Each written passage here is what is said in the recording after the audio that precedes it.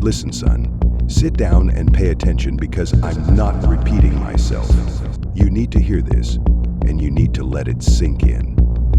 If you want to have a voice that commands respect, one that makes people listen, then stop acting like some timid little boy who can't even look someone in the eye.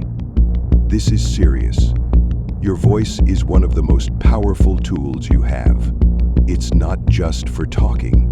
It's for showing the world who you are. Right now, do you think your voice does that? No, it doesn't. And that's because you don't use it with purpose, strength, or confidence. But that changes today. First, understand this. Your voice is not just a way to speak. It's a weapon.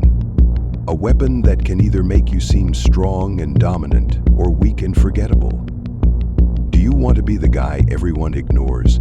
The one whose words fall flat before they even land? Or do you want to be the man who, when he speaks, people stop and listen because they know what he says carries weight? Let me tell you something. A real man, a man who is respected, knows how to use his voice to command authority. When he walks into a room, he speaks like a king, with pride and without a trace of nervousness. He owns the space, and you need to learn how to do the same. Stop mumbling, stop speaking too fast, and stop sounding like you're apologizing for existing. Speak slowly, speak deliberately. Speak with the confidence of someone who knows exactly what they're saying and doesn't care if others agree or not. Every word out of your mouth should carry weight. And do you know how you get to that point?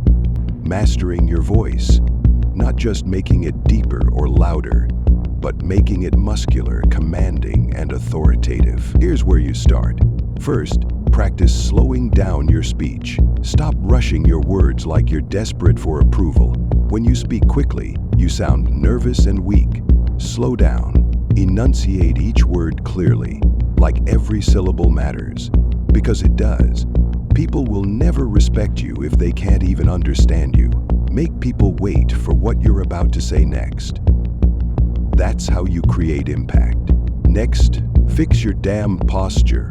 Do you know how much your physical presence affects your voice? Stand up straight, shoulders back, chin up.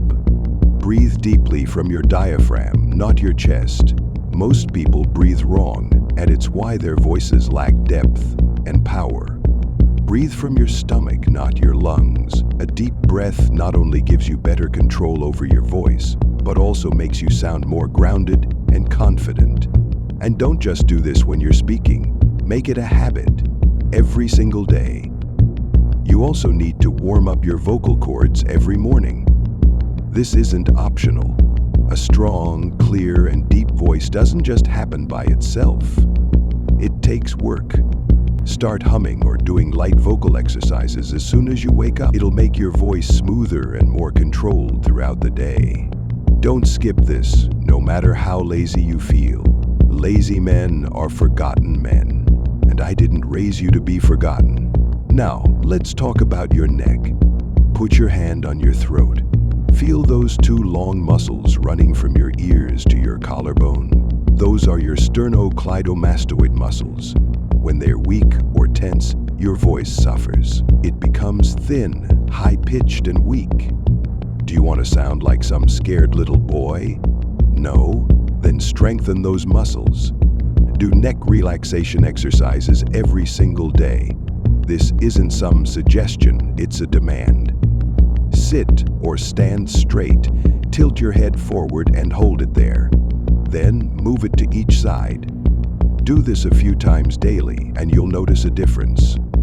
And for God's sake, stay hydrated. Drink water. A dry throat equals a weak voice.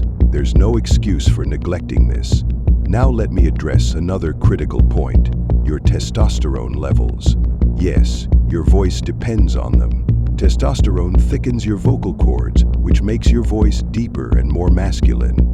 If you're young, this is the time to make sure your testosterone levels are where they need to be. Eat right, exercise, and avoid junk that messes with your hormones. This is science, not magic. Don't waste these years letting your potential go down the drain because you're too lazy to take care of yourself.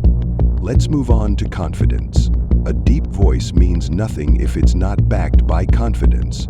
When you enter a room, make your presence felt before you even open your mouth. Stand tall, maintain eye contact, act like you own the place. People need to see your dominance before they hear it, and when you do speak, make sure your tone is calm and clear. Stop trying to sound agreeable or meek. You're not there to please anyone, you're there to be heard and respected. Raise the volume of your voice if you have to. A low, mousy voice makes you look weak, and weak men are ignored. You want people to remember you? Then speak like you mean every word. And here's a crucial lesson. Never let your voice betray nervousness. Imagine you're in a room full of strangers.